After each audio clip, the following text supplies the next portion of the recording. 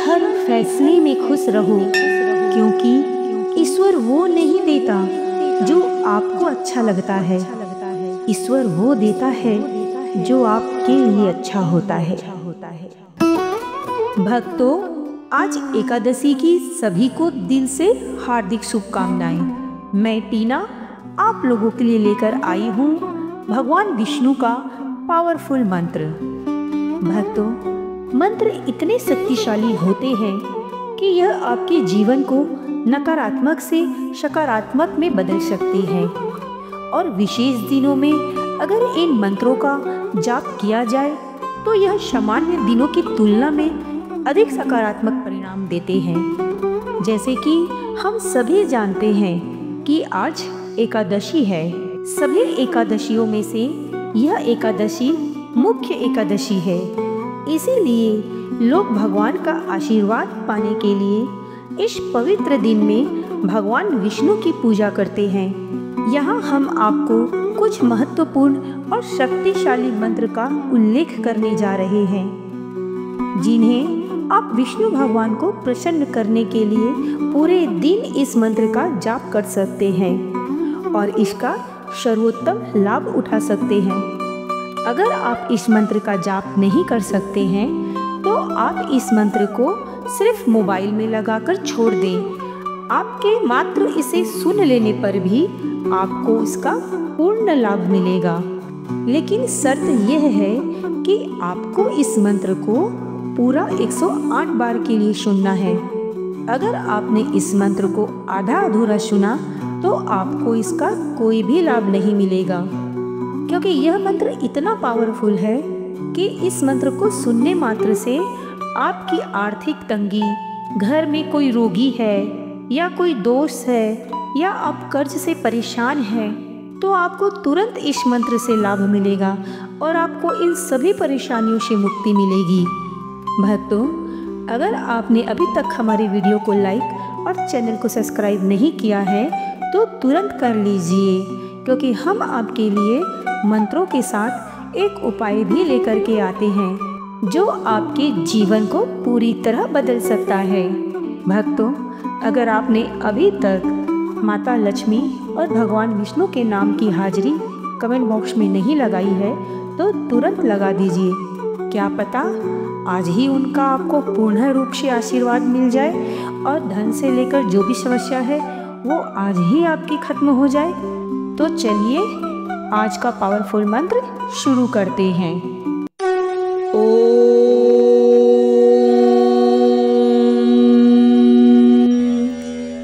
भगवते वासुदेवाय नमः।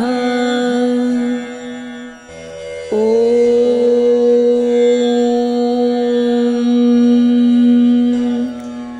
भगवते वासुदेवाय नमः। ओम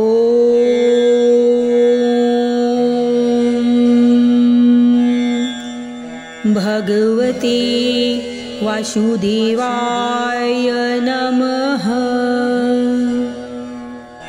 ओम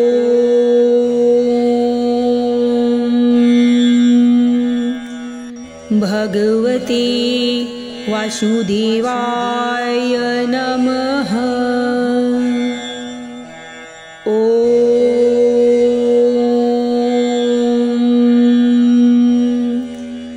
भगवते वासुदेवाय नमः।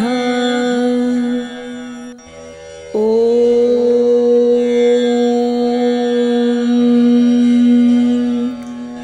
भगवते वासुदेवाय नमः। ओम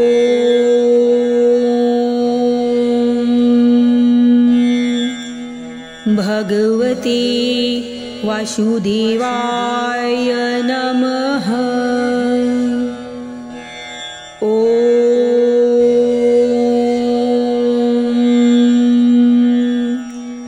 भगवते वासुदेवाय नमः। ओम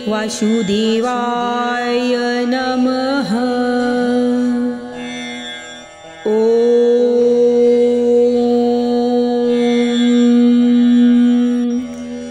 भगवते वासुदेवाय नमः।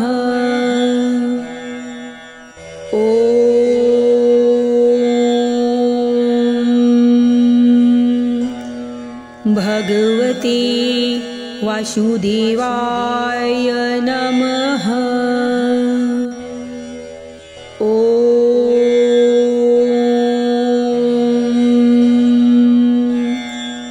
भगवते वासुदेवाय नमः।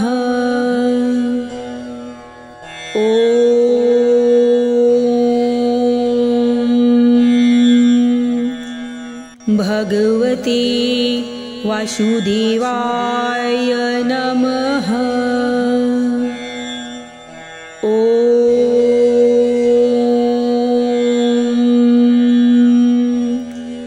भगवते वासुदेवाय नमः।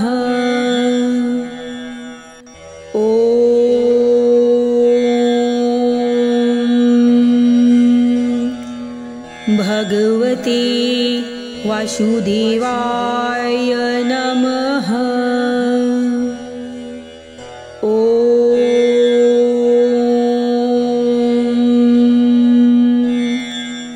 भगवते वासुदेवाय नमः।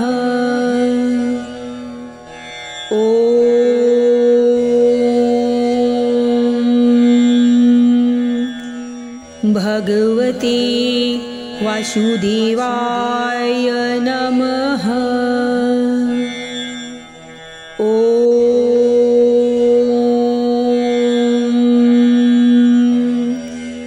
भगवते वासुदेवाय नमः।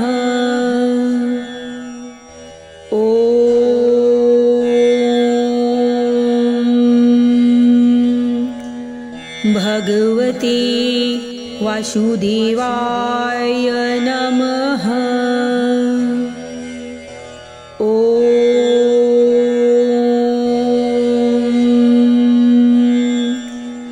भगवते वासुदेवाय नमः।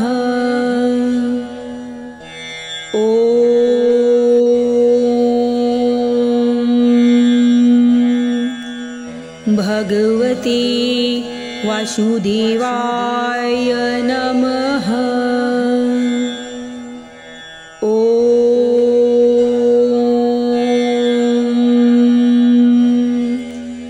भगवते वासुदेवाय नमः।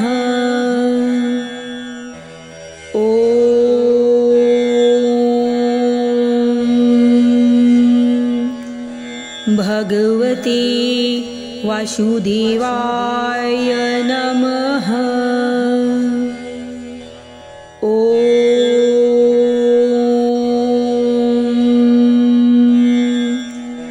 भगवते वासुदेवाय नमः।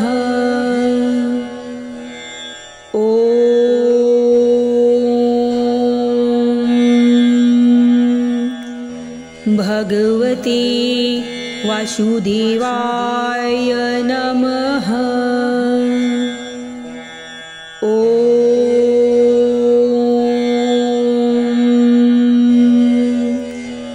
भगवते वासुदेवाय नमः।